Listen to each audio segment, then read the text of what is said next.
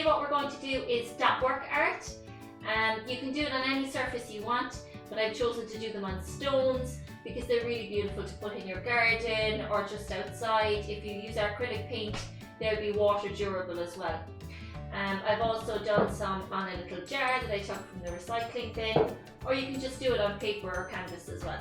So it's a really enjoyable thing to do. It takes quite a lot of time and quite a lot of concentration, but when you get into it, it's again really meditative, really relaxing, and just really enjoyable. So what are you going to need? Paint, acrylic preferably if you're doing it for outside. If you just have poster paints, use them, do it on paper, that'll work as well. I use varnish for the top of some of my stones. I didn't use it on this one. You don't need it. It'll stay fine on the acrylic paint. In fact, I have some out in my garden there for 3 years now, and they're still really bright and colourful. So the acrylic paint really does last outside. Tools that you need, lots of different things to create dots, different sizes. So pencils, like that's the top of a chapstick. Cotton buds are really good, but I'll go into them in a detail when I'm showing you the video now in a second. So yeah, let's have a look at how to create dot work art. Okay, so first of all, tools. A lip balm, the top of that is a nice circular shape for a dot. This pencil, the rubber on the top of it, as long as it's new and flat, that's really good for making dots actually. The top of a pencil, that's perfect. These are utensils like a piece of wire, the tool for opening the side of your phone. Toothpicks are really good. I didn't have any toothpicks, but I always usually use them. I just didn't have any at home. And then of course the earbuds. So what I've done is I've taken off a large amount of the fluff. That's the earbud beforehand. So I take off a lot of that, and then I dip the top into some paint. I dipped it into white paint, that's why you can't see it, and let it dry so that that is just slightly less fluffy, if that makes sense. And then on the other side, I completely took off all of the fluff on the Q-tip, just leaving the stick. If they're not plastic, I have the cotton ones, so that's really good there. And all of these tools then you'll just wipe off with a damp cloth in between changing colours, so you don't need to be throwing anything away like this Q-tip will do for every single piece that I make today. In fact, I can even keep it and use it again. So there's no waste at all with using any of these either. Okay, so now our stone is painted and it's really dry. I've let that dry until it's bone dry, so you're not going to get any of the black on your colour. So next we're going to pick the colours that we want to paint it with. I'm going for these really vibrant colours, and I'm using my acrylic paint, these ones that I picked up in Lidl, and they come in these really nice sized tubes. So if you wanted to have these outside, the acrylic paint as well is water durable.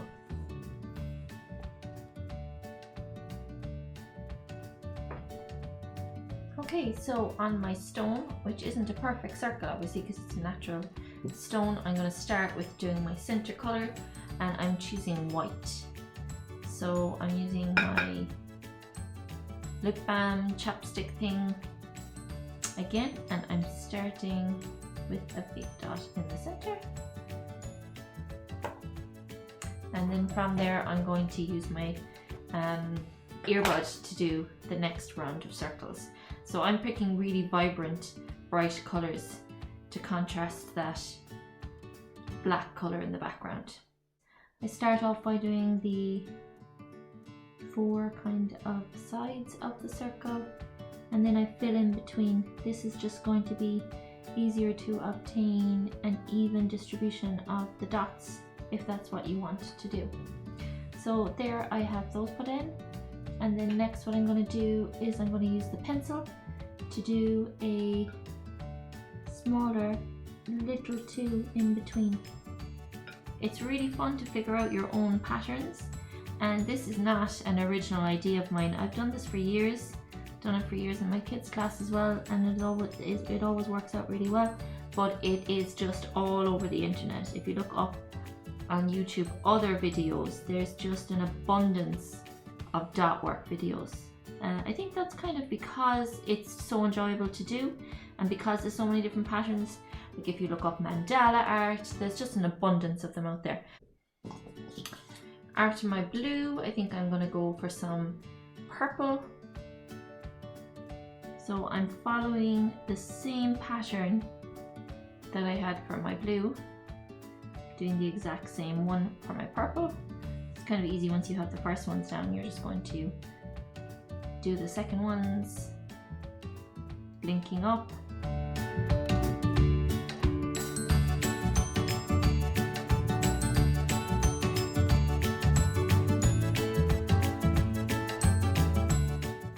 Now, from here, I have this little tool, which is a thing for opening the side of your phone, but you could use again a piece of metal or any of the things that you find in your home that you think would be good for making dots. The top of a stick even would be good as well, or some kitchen utensil. So I have this little guy, it's going to make tiny little dots. This one's going to make tiny ones, and I'm going to go around my purple ones with some white.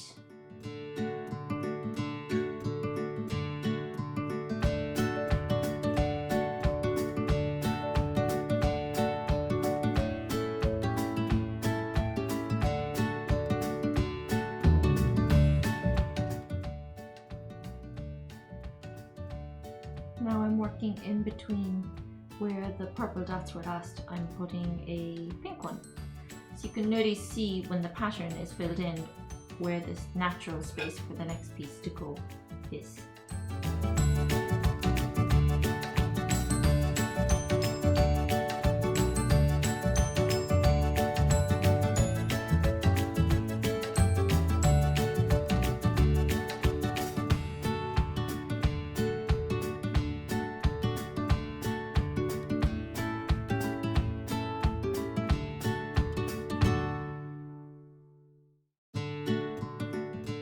Now, next I'm going into my next circle and I'm going to change it up a little. I'm going to use the top of this rubber on the pencil. I've cut it off with a blade to make it straight again, but if you have a brand new one, that will work perfectly. Or again, anything else that has a circular shape. So next I'm going to go in with my red. And I'm going to do a circle of red ones. See how this works now. I'm going to go in between my pink ones. Because they're much bigger really than the pink ones. It's just something nice about having a bit of variety. And you can see that the paint is taken very differently to this rubber. It's nearly going to need to dips in. Okay. Now I'm going to continue with the next piece, but I will show you what I'm going to do with these larger dots later when they're dry, because there's a reason that I did the larger dots there for that one. Okay, so again, clean off your tool in between use, and then what I'm going to do next is I'm going to go in between these with smaller red ones, and for that I'm going to use this little earbud again. You can see by no means are my dots even enough, because some places they're joining up and some places they're not, but I'm really honestly not bothered by it myself, so just kind of your personal preference. Some people will get really into having it exactly perfect. Again, draw lines if you're one of those kind of people, because that'll be much easier to obtain then. So again, I'm going back in with my white.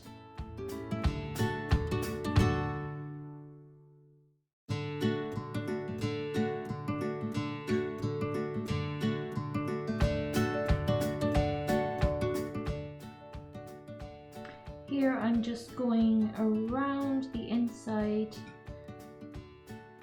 with 3 dots on the inside of the red circle. You can just literally not even listen to any of this video and just watch the end of it, see what I did, and then make up your own patterns. I find it helpful sometimes if you find it difficult to get your head around. It can be nice to just watch somebody else doing it step by step, because it can give you ideas of why it makes sense to do it layer by layer instead of just going wild and free with this one, because there is something nice about the repetition of the patterns. And there's something nice about figuring it out as well, just sitting down and figuring out step by step by step. Okay, so that's the red, and now I'm going in with my next color, and I think I'm gonna go for green. Yeah, I'm gonna need green there. Okay.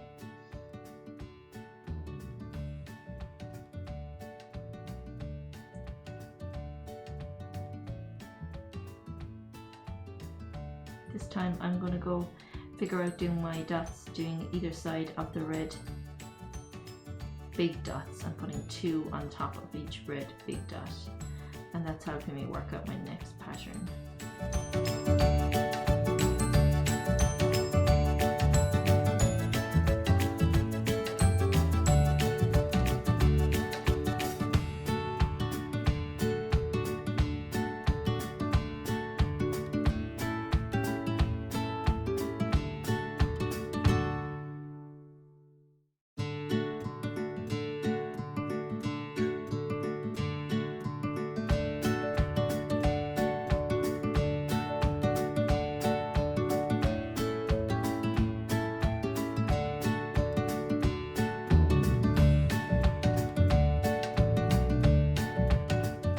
Okay, so next is yellow, and I'm actually going to change it up a little bit here, and I'm just going to do a space and 2 lines of yellow, 2 dots of yellow, sorry. So here I think I've chosen every second green dot. I'm going to do the yellow. That's how I'm figuring out my pattern.